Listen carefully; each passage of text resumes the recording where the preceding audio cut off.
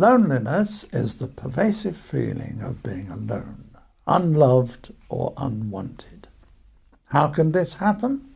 Well, maybe you have no choice.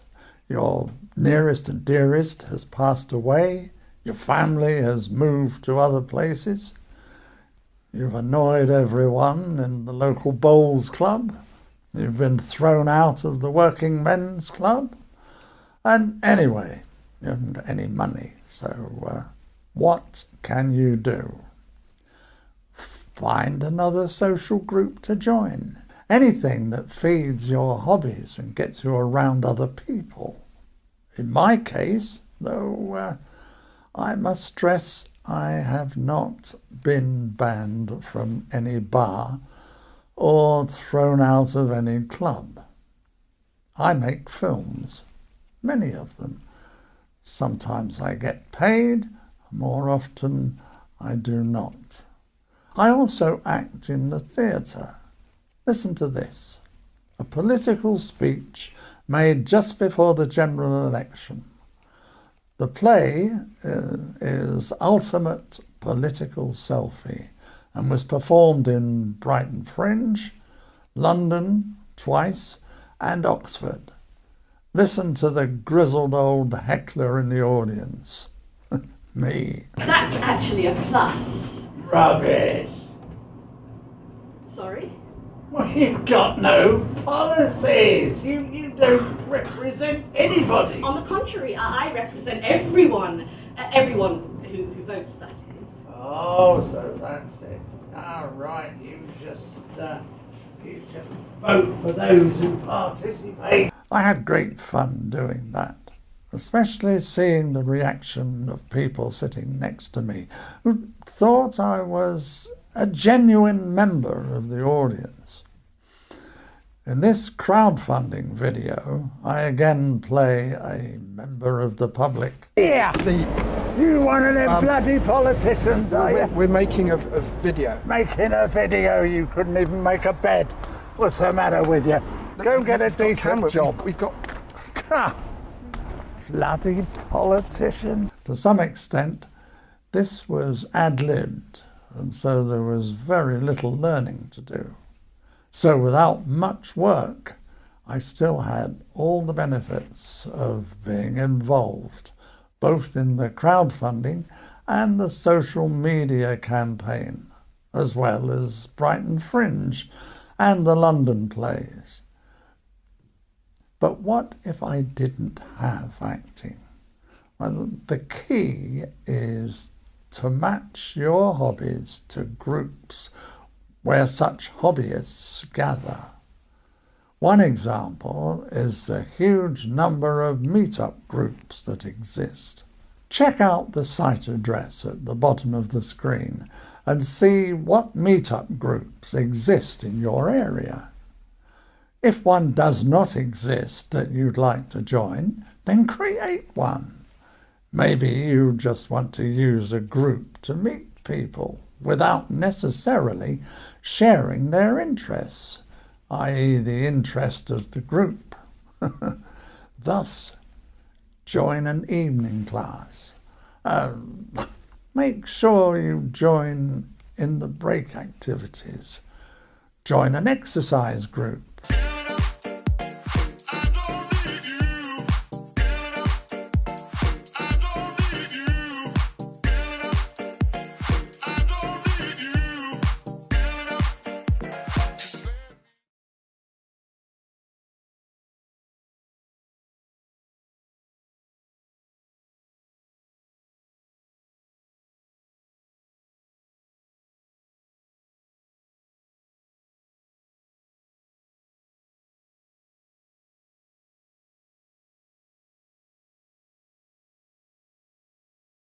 Have coffee with them afterwards.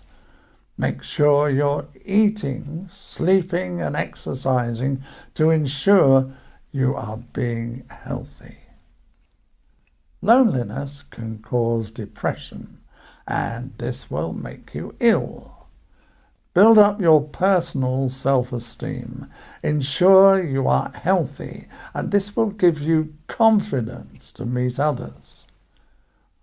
Remember that loneliness is a temporary state.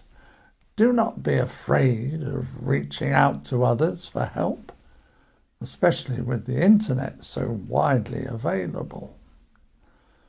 In England, 51% of all people over 75 live alone, and 5 million older people say that the television is their main form of company.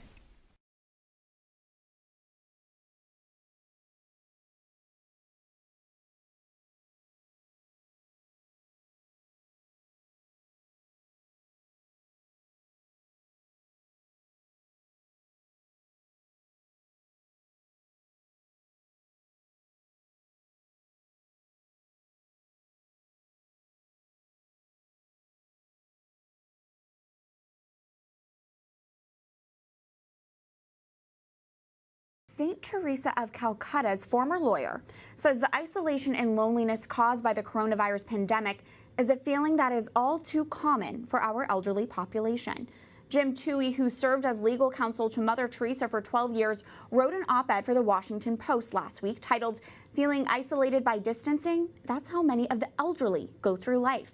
Toohey writes, quote, "If you are a little depressed after spending a few days at home in isolation while you ride out the coronavirus crisis, you now know how millions of elderly people across the United States feel every day. For them, social distancing is a way of life. So many have no visitors, nothing to look forward to, and no means to buffer any new financial hardships." Joining us now via Skype is Jim Toohey himself. In addition to being Mother Teresa's former lawyer, Jim Toohey is also founder and CEO of Aging with Dignity. Jim, thank you for addressing this important issue. First off, can you put into context for us what are the top statistics regarding elderly isolation? So grab every opportunity to talk to people and to make sure you smile. Invite people over for tea. You'd be surprised how positively neighbours may respond to an invitation to come and have tea. If you prefer someone else to host, Contact the Elderly is a charity that holds regular free Sunday afternoon tea parties for people over 75 who live alone. You will be collected from your home, driven to a volunteer host's home for the afternoon. Their details are below. Keep in touch with your family by phone or better, Skype.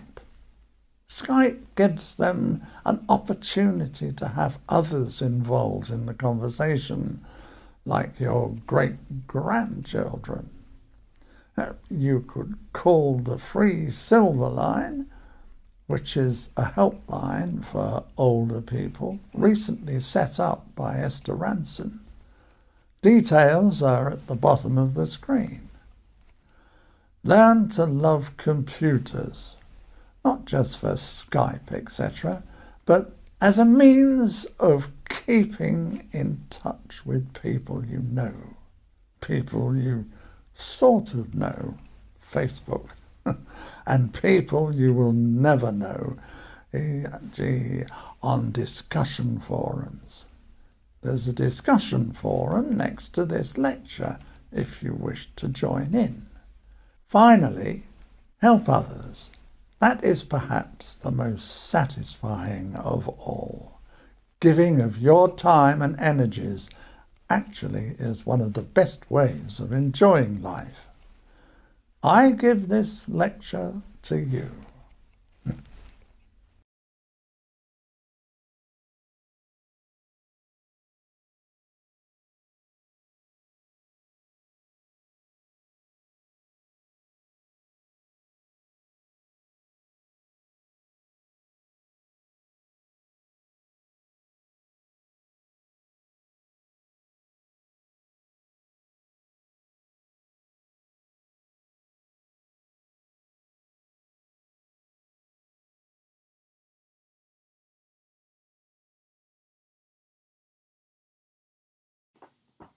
Hello, I am Dorothy Linthicum, a fellow traveler on the journey we find ourselves on.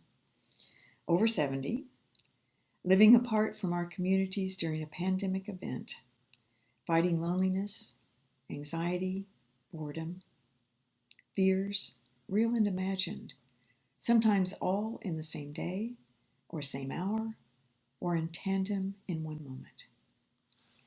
We are told by political leaders, doctors, scientists, our children, and our friends that we are at high risk for the COVID-19 virus, for our own health and safety, as well as that for people in our communities. We are asked or told to stay home and shelter in place. For the most part, we have listened and are doing our part to flatten the curve of the virus to protect others and ourselves, especially the healthcare professionals who are on the front lines. But the days and weeks are long, and our aloneness can easily become loneliness. Where is God in all of this? Especially for those of us sitting on the sidelines, living in the disconnect between tragedy and the intense beauty of a creation awakening to the warmth of spring. When I worked with adolescents at a much earlier point in my life, the truth I emphasized over and over was, they are never alone. God is always with them, even when they cannot feel God's presence. Perhaps this message needs to be our clarion call as we face this pandemic together, but alone. That's the message. We are never alone. God is always with us, even when we cannot feel or talk about God's presence. Paul says in Romans, "For I am convinced that neither death, nor life, nor angels, nor rulers, nor things present, nor things to come, nor powers, nor height, nor depth, nor anything else in all creation, including viruses, will be able to separate us from the love of God in Christ Jesus our Lord."